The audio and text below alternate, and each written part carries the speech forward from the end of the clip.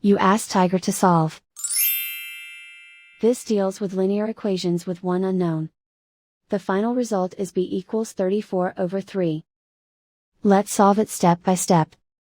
Isolate the b.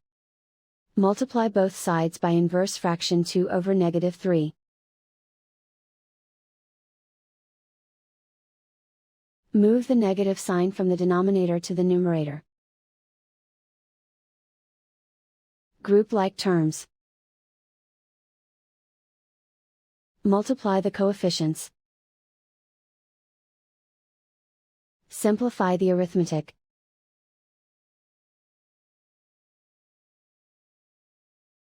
Move the negative sign from the denominator to the numerator. Multiply the fractions. Simplify the arithmetic. And so the final result is b equals 34/3.